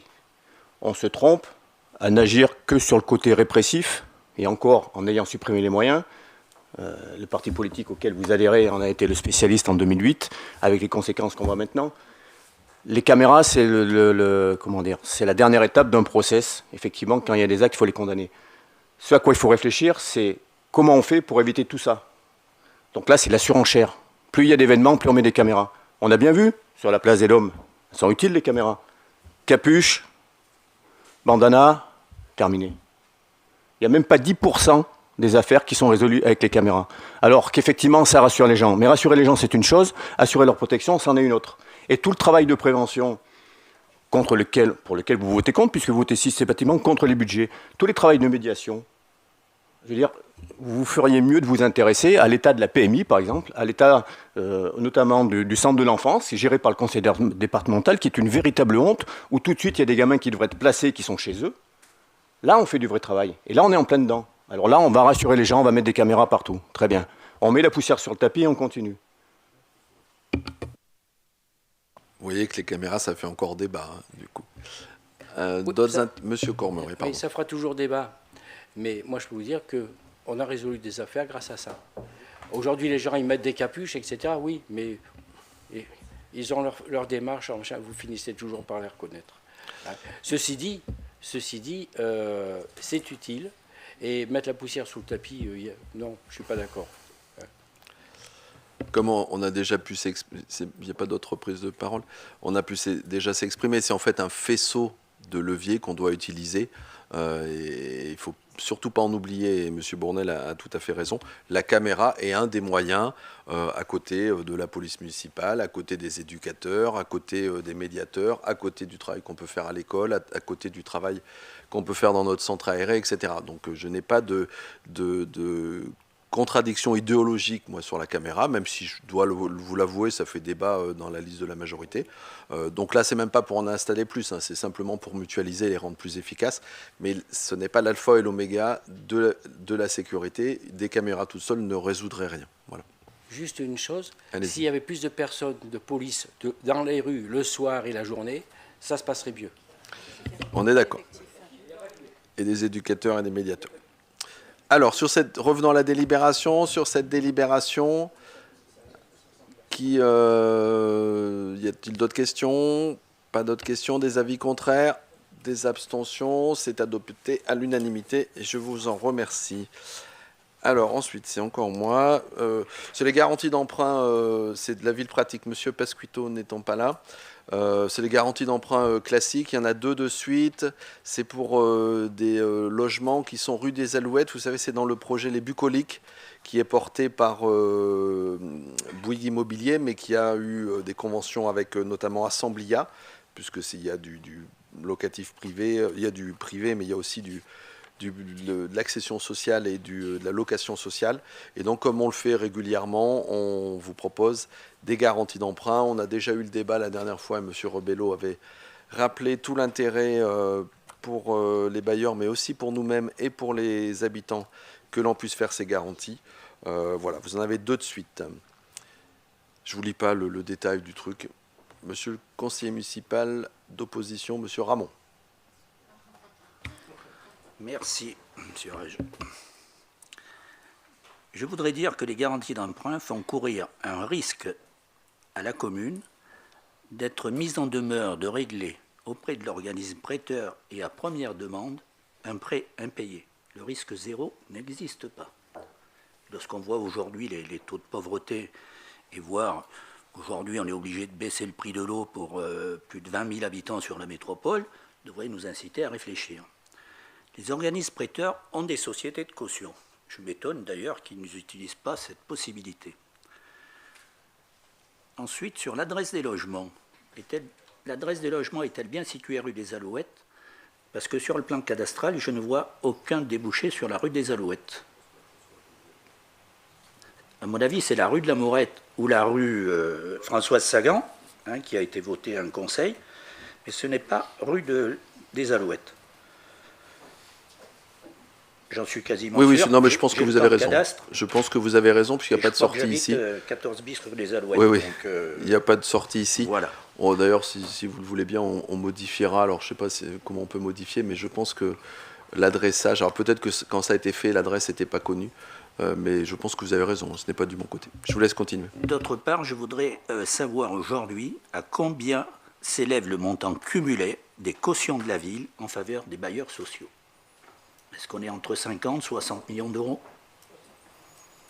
Je dirais une bêtise. Monsieur Pasquito n'étant pas là, je ne suis pas sûr qu'on ait la réponse tout de suite. Par contre, je m'engage à ce que dans la journée de demain ou d'après-demain, on vous l'envoie. Je ne pense pas que ça soit ces sommes-là, parce que pendant un moment, on ne cautionniez plus avec les histoires du département et de la métropole. Mais je vous enverrai ça demain. Monsieur Rebello, vous voulez redire un mot là-dessus? Je vous dirai un mot après sur les risques. Vous avez fini, pardon? Je termine. Allez-y. Notre chef de groupe, Elisabeth Forestier-Hugon, a dit à de nombreuses fois dans cette Assemblée, nous nous opposerons à tout vote concernant les garanties d'emprunt. Il a été évoqué notamment lors du dernier conseil municipal que le conseil départemental réfléchissait à assumer cette responsabilité. Qu'en est-il? Notre groupe votera contre ces 2 délibérations. Ok, monsieur Rebello, vous voulez redire un mot? Ouais, on va redire ce qu'on a dit la dernière fois. Vous voyez ça comme un risque, nous on voit ça comme une chance, parce que ça nous permet déjà de pouvoir avoir des logements réservataires sur les constructions neuves. C'est-à-dire qu'on a 20% de logements réservés qui peut après nous permettre de mettre en place notre parcours résidentiel à destination des Cournonnais. Surtout sur des constructions récentes où on a besoin de F2.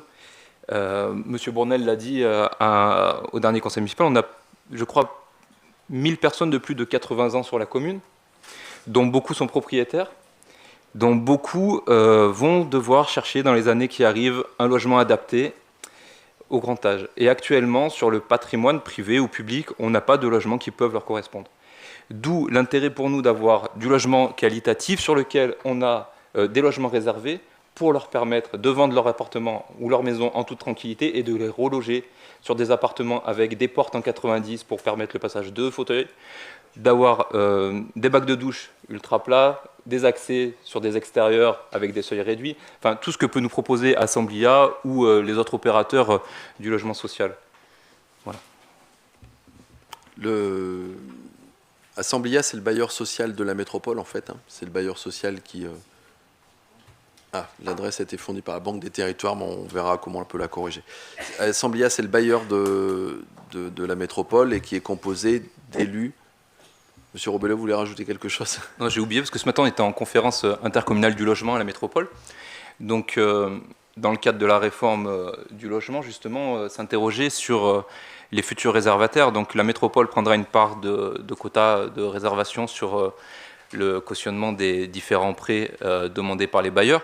Et effectivement, le département veut revenir dans le jeu. Mais à l'heure actuelle, les propositions n'ont pas été reçues par la métropole, qui est chef de file dans cette politique du logement. Donc, par rapport à votre question sur l'action du département au niveau du cautionnement des prêts, pour l'instant, rien de nouveau. Madame Perrin. Ouais, je veux bien dire un mot là-dessus. À savoir qu'aujourd'hui, les défaillances de l'emprunteur sont quand même extrêmement rares. Vous avez dit que le risque zéro n'existe pas, mais aujourd'hui, elles sont extrêmement rares. Par contre, vous savez ce qui n'est pas rare? C'est le mal logement. Le mal logement, il est estimé par la Fondation Abbé Pierre à 4,1 millions. 4,1 millions de personnes qui sont aujourd'hui mal logées. En accordant ces prêts, ces emprunts, c'est permettre aussi de rétablir un minimum de justice sociale, de permettre aux gens de se loger dignement, dans des appartements récents, dans des logements sociaux dignes de ce nom. Donc, ce qui est dommage ou pas, hein, c'est que vous annoncez tout de suite la couleur sur la vidéosurveillance, vous annoncez la couleur en nous comparant Cournon à la Chine, vous annoncez la couleur aujourd'hui avec... aujourd'hui, toutes les autres fois, vous êtes constant là-dessus, hein, sur le logement social. En fait, parce que votre souci aujourd'hui, c'est pas tant Assemblia, c'est pas tant votre souci. Aujourd'hui, c'est le logement social. Aujourd'hui, ça l'était hier, ça l'est aujourd'hui, ça le sera demain. Voilà, la couleur est annoncée. Je vous remercie. Monsieur Ramon, votre micro est allumé. Je ne sais pas si vous voulez reprendre la parole. Non, je ne reprends pas la parole. D'accord. Simplement, donc, pour dire que Assemblia est un bailleur métropolitain avec un conseil d'administration qui est composé d'élus métropolitains qui garantissent le bon fonctionnement. Le risque zéro n'existe pas, mais de toute façon, s'il y avait une défaillance, on récupérerait des actifs. Donc le risque financier, il est quasi nul. Et ça permet surtout de sortir des projets un peu moins chers, puisque le fait qu'on garantisse permet d'avoir accès à des taux d'intérêt qui sont plus faibles que si on ne garantissait pas, donc par répercussion des loyers qui seront plus faibles pour les habitants.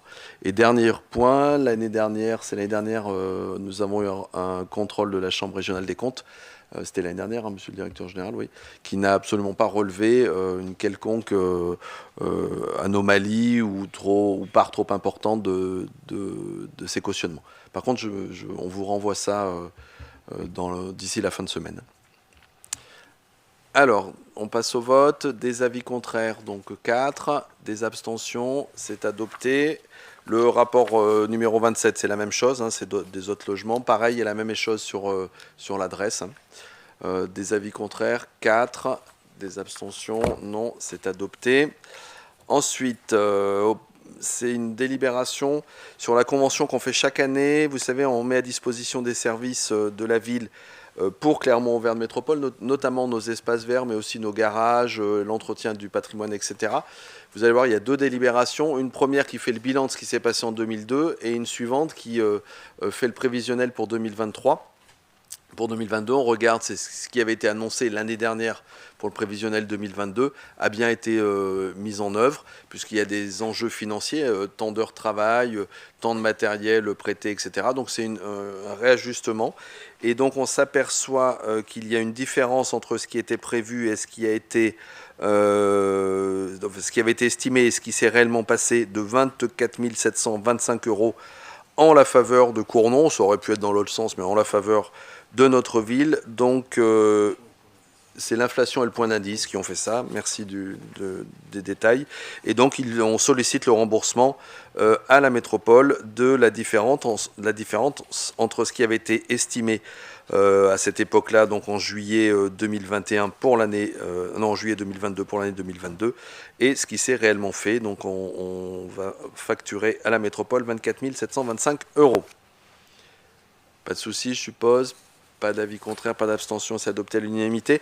Et la suivante, c'est la même chose, mais pour 2023. Donc vous avez les fiches sectorielles de mutualisation. On vous indique que, par exemple, pour la ville de Cournon d'Auvergne, il y a un service de mise à disposition de la direction des services techniques, un service de mise à disposition pour la métropole, en notre sens, d'un chef de service et d'un référent pour la commune. Il y a le nettoyage des locaux, enfin tout est inscrit, la régie de l'eau, combien de fois on fait le ménage, pareil pour la médiathèque, le pôle de proximité, etc. Et qui conduisent donc à des sommes qui s'ajoutent, 103 800 pour tout ce qui est ménage et 112 500 € pour ce qui est mécanique. Et on fera la même délibération l'année prochaine pour voir si les chiffres étaient bons. Ils seront déjà pas bons puisqu'il y aura une augmentation légère, mais une augmentation du point d'indice à la fin de cette année. Pas de soucis, pas de questions, pas d'avis contraire, pas d'abstention, c'est adopté à l'unanimité. Régime indemnitaire des agents de la ville. Nous avions fait une délibération cadre qui, vous vous souvenez, qui classe l'ensemble des postes de notre ville en plusieurs catégories, donc A1, A2, A3, A4, ou B1, B2, B3, B4, ou C1, C2, et je crois que c'est tout, C1, C2. Il est possible, et ça arrive, que quelquefois sur des nouveaux postes ou sur des postes qu'on avait peut-être mal calibrés, mais là je crois que c'est un nouveau poste, une nouvelle catégorie qui n'existait pas, donc il faut qu'on la crée pour que l'agent puisse intégrer cette catégorie, donc B3, puisqu'il y a, voilà, les B3 il y avait en face du B3 que gestionnaire du pôle périscolaire, gestionnaire du pôle entretien, gestionnaire du pôle restauration, gestionnaire du pôle extrascolaire et gestionnaire du pôle parc véhicule. On va ajouter gestionnaire du pôle budgétaire, environnement et énergie. Et en face de ces catégories, il y a un régime indemnitaire. Comme ça, tout est transparent. Chacun sait dans quelle catégorie il est et à quel régime indemnitaire il a le droit. Ça a été voté à l'unanimité par les représentants du personnel. Ah, non, pas celle-là, mais le régime indemnitaire, oui. Avant, pas celle-là, oui. Pas de souci, pas d'avis, pas de questions, pas d'avis contraire, pas d'abstention, c'est adopté à l'unanimité. Organisation du temps de travail, cycle spécifique pour les agents et TAPS. Ça nous a occupé quand même l'année dernière un grand moment, le passage aux 1607 heures, avec l'ensemble des personnels quasiment qui ont été concernés pour un changement. Et donc, je vous le rappelle, on est passé à 36 heures par semaine pour ceux qui le voulaient, à 35 heures pour d'autres. Et ce qui a donné quelques jours de récupération. Enfin bon, tout ça a été fait. Il nous restait une catégorie d'agents. Je crois qu'il n'y en a plus d'autres, hein. Peut-être, non, il n'y en a plus d'autres. Une catégorie d'agents pour lequel le travail était beaucoup plus complexe et donc on n'avait pas pu le mener dans les temps. C'est la catégorie des ETAPS. Les ETAPS, c'est nos intervenants, nos agents municipaux qui travaillent dans les écoles, qui ont en fait un volume horaire beaucoup plus compliqué que les autres, puisqu'ils travaillent sur le temps scolaire. Mais le temps scolaire, ça n'est que 24 heures par semaine, hors les vacances. Donc certains d'entre eux ont des mises à disposition auprès d'associations, pas tous, ça ne concerne que 4 agents. Et donc on a pris un peu plus de temps pour négocier avec eux le passage aux 1607 heures et comment ça devait se traduire. Donc l'accord qui a été trouvé avec eux, c'est qu'on a redéfini très précisément le travail qu'ils doivent faire auprès des écoles. Et donc pour 1443 heures annuelles, ils interviennent 4 jours par semaine de 8h30, 11h30, 13h30, 16h30. Il y a des interventions au milieu périscolaire entre 1h et 5h30, c'est-à-dire qu'ils peuvent être le soir pendant l'accueil ou le midi. Il y a une réunion mensuelle pour les préparations collectives, donc c'est 4 heures par mois, du temps de travail administratif. Et puis il y a les manifestations et sorties scolaires. Et puis, il reste donc 1443, on n'est pas aux 1607 heures.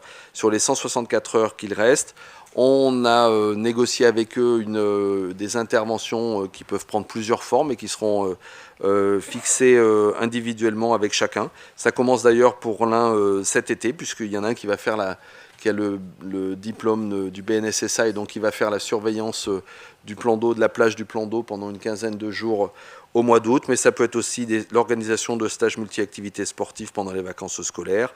Ça peut être, on va travailler là-dessus, la mise en place de séances de sport en entreprise, parce qu'on a une demande du personnel sur pourquoi on ne pourrait pas, sur le temps de midi, organiser des séances de sport collectif. Ça se fait de plus en plus, et donc là, on a des animateurs qui pourront le faire. Et puis des nouvelles manifestations, le sport et la santé, etc.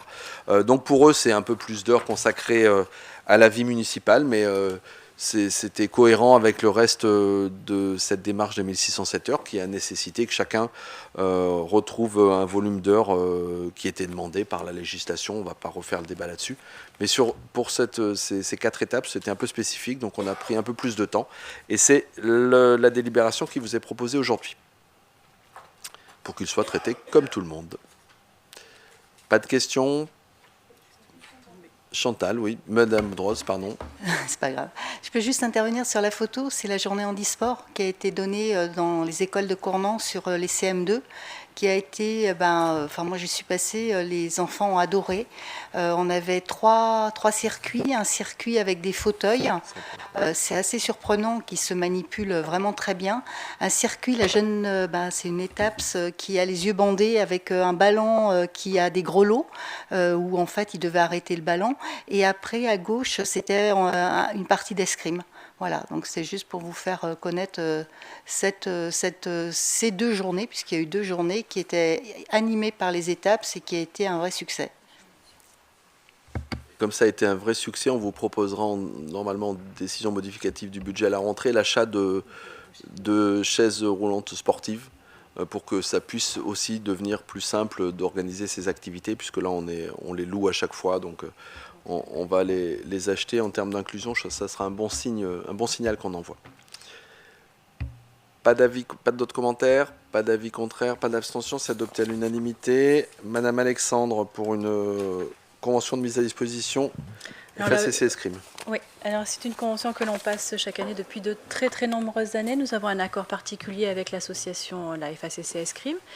Nous leur mettons à disposition un fonctionnaire territorial qui est lui-même maître d'armes et qui, dans ce cadre-là, encadre les jeunes escrimeurs et le fait avec beaucoup de passion. Et donc la convention avec lui était de 14h30. Voilà, je vous demande de laisser le maire signer cette convention. Pas de souci. Pas de souci. On n'a plus que 2 étapes qui ont des mises à disposition auprès d'associations particulières, l'escrime et puis le tennis de table. C'est historique, je pense que ça existe depuis 30 ans. Pas d'avis contraire, pas d'abstention, c'est adopté à l'unanimité. La suivante, la numéro 33, c'est Madame Droz sur le recrutement d'agents contractuels pour le centre d'animation municipale. Oui, donc par délibération du conseil municipal le 29 juin 2017, donc ça fait un petit moment, le conseil municipal avait autorisé le recrutement d'agents contractuels au centre d'animation municipale pour assurer son fonctionnement les mercredis en période scolaire. Cette décision faisait suite à un décret du 3 novembre 2014 qui n'autorisait plus le recrutement d'animateurs en contrat d'engagement éducatif sur cette période d'activité. Donc elle prévoyait la conclusion de 6 contrats maximum au regard de l'augmentation de la fréquentation de la structure. Par délibération, le 15 mars 2018, elle avait été portée à 10, puis à 15 par délibération date du 27 septembre 2022. Il s'avère que, en fait, on a encore des augmentations de fréquentation. Donc, la structure nécessite de porter le nombre de contrats pouvant être conclus à 25. Donc ça, c'est ce qu'on va demander. Les modalités de recrutement, par contre, demeurent inchangées. Ce sera toujours des contrats à durée déterminée sur 12 mois, avec une rémunération sur la base du grade d'adjoint d'animation premier échelon et un niveau de recrutement, un diplôme ou formation en cours dans le domaine de l'animation et aux expériences demandées. Excusez-moi. Donc, le conseil municipal est invité à se prononcer favorablement sur le recrutement d'agents contractuels au centre d'animation municipal dans les conditions que je viens de vous donner. Des questions ? On a beaucoup perdu le jour où le contrat d'engagement éducatif a été supprimé. C'était un contrat qui était très particulier, qui correspondait vraiment à ces métiers-là, qui sont aussi des métiers d'engagement, où en plus on doit avoir une formation BAFA, etc. Et du coup, on a salarié des gens sur des contrats courts. Je ne suis pas sûr que c'était bien mieux. Mais on n'a pas le choix. Pas de souci, pas d'avis contraire, pas d'abstention, c'est adopté à l'unanimité. Madame Alexandre, création et suppression au conservatoire. Oui, en fait, ce sont des ajustements sur les temps de travail des personnels du conservatoire. Cette première délibération, c'est en fait une personne qui travaille chez nous, au conservatoire, qui a 3 heures de plus sur l'année prochaine. Donc, il y a des heures supplémentaires. Donc là, c'est régularisé, 3 heures de plus. Et du coup, comme ça correspond à plus de 10%, il faut fermer le premier poste et rouvrir le deuxième poste. Bon, c'est un peu compliqué, mais c'est comme ça. Voilà. C'est juste une régularisation du temps de travail. Ça n'aura pas d'impact financier puisqu'il y avait déjà des heures supplémentaires qui en fait sont transformées en heures classiques. Pas de souci quand il y a plus de demandes sur un instrument et s'il y en a moins, on est mis d'une de l'autre côté. Pas d'avis contraire, pas d'abstention, c'est adopté à l'unanimité. Toujours sur le conservatoire, Madame alors Alexandre. là, c'est dans le cadre d'un départ en retraite. Elle a bien de la chance de partir tôt. Donc cette personne avait 20 heures et donc on va reventiler ces heures. Voilà, donc c'est pour remettre au tableau. Donc il y a 10 heures de solfège qu'elle faisait qui sont un recrutement en cours, avec 5 heures de piano aussi pour un recrutement et 5 heures qui sont sur une autre personne qui est déjà au conservatoire. Donc là, il faut revoir son temps de travail puisqu'elle aura 10 heures désormais au lieu de 5. Pas de souci, je suppose. Pas d'avis contraire, on lui souhaitera une bonne retraite. C'était une solfège, c'est ça.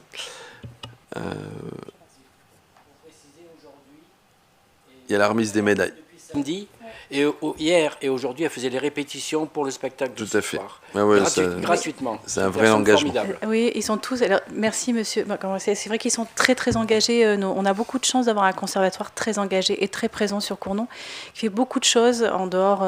Voilà. C'est pour ça aussi que c'est intéressant d'avoir des gens qui sont bien dans leur travail, qui ont un vrai contrat avec nous, parce qu'ils s'engagent davantage dans la ville. Et là, on le voit vraiment. Et ce soir, ce serait effectivement la remise des médailles. Je suis avec vous, mais j'aurais bien aimé être en bas aussi. Pas d'avis contraire, pas d'abstention, adopté à l'unanimité. Tableau des effectifs, modification, création de poste, c'est le poste dont on a parlé tout à l'heure. Donc le directeur des opérations publiques d'aménagement, qui devait être chef des opérations, est parti. Pour le remplacer, il est possible que plutôt qu'un chef, ce soit un directeur. On est en train de voir en fonction des profils, des 3 profils dont je vous parlais tout à l'heure. Donc pour être rassuré, on ouvre ce poste et soit ça sera le poste du précédent qui sera occupé, soit ça sera ce poste-là en fonction du profil et de la réorganisation en lien avec le profil. C'est compliqué les ressources humaines sur l'administration et il faut qu'on ouvre des postes pour pouvoir recruter quelqu'un et on n'est même pas sûr qu'il rentre dans cette catégorie. Enfin voilà. Et pour ne pas perdre de temps, on le fait. Et il faut pouvoir, voilà, ça nous permet aussi de négocier pour faire venir les meilleurs.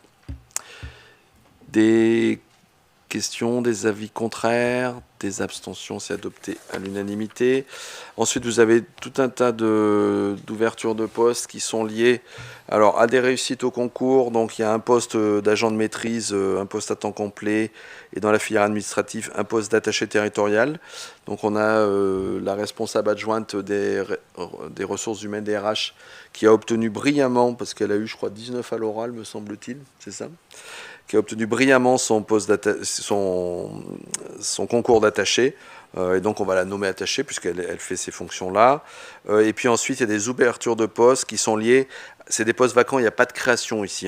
C'est retraite, mutation ou renfort sur des postes qui existent déjà. Vous avez la liste. Responsable de service commande publique, là aussi, c'est quelqu'un qui va muter dans une autre collectivité. Donc, il va falloir qu'on ouvre un poste qui corresponde bien à ce qu'on va occuper.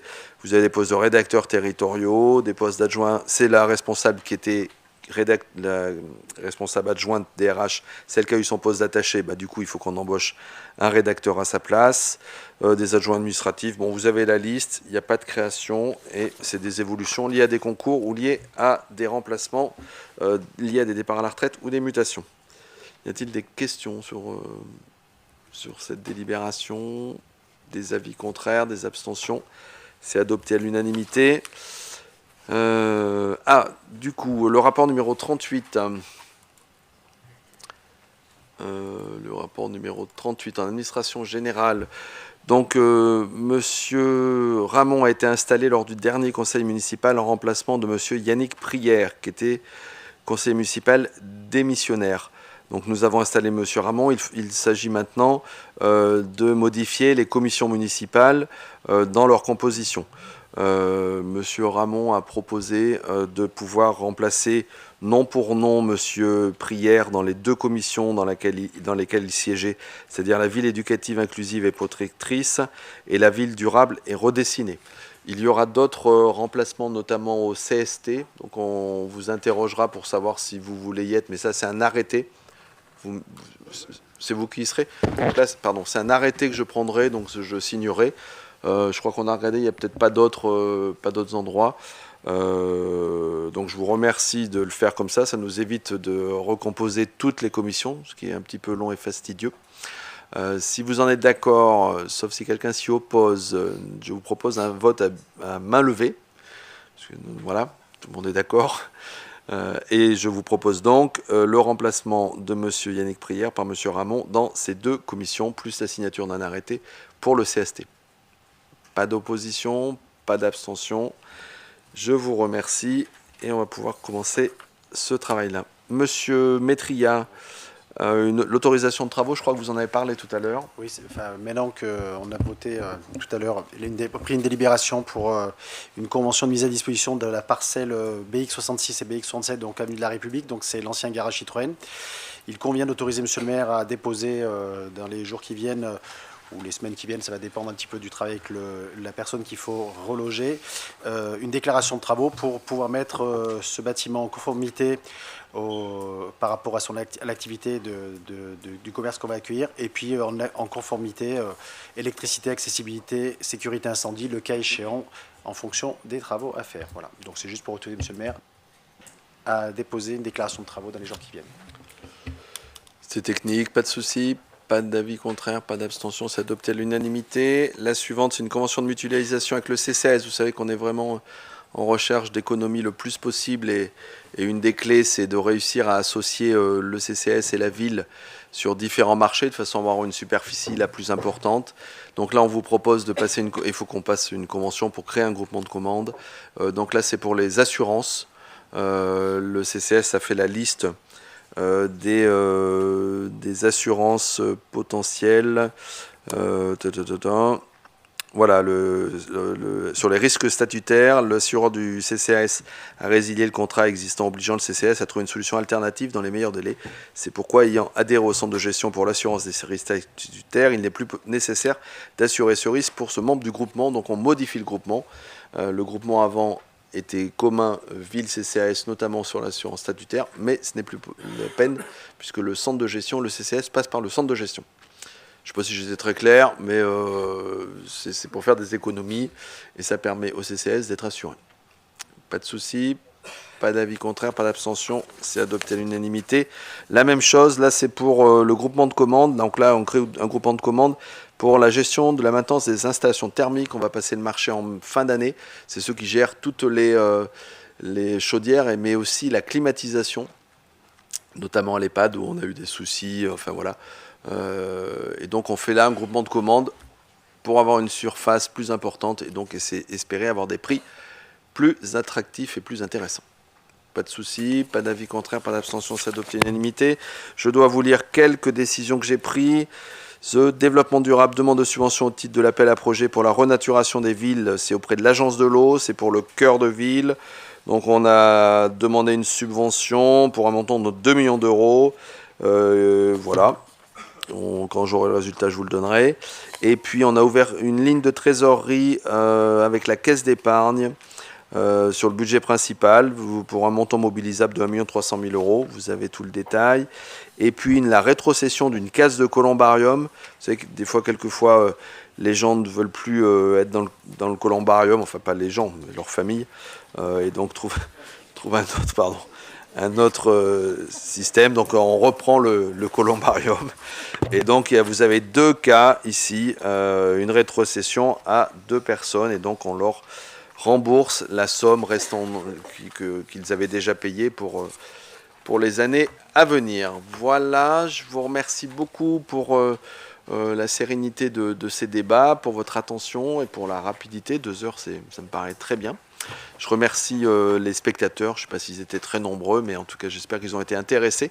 Les spectateurs qui sont dans la salle aussi, puisqu'on a rarement été aussi nombreux, donc merci de votre patience et de votre intérêt pour les affaires municipales, et je vous souhaite à tous des très bonnes vacances, et pour ceux qui ont l'occasion de partir, des très beaux voyages, et pour ceux qui ont l'occasion de rester, des très bonnes activités à Cournon. Voilà, merci beaucoup.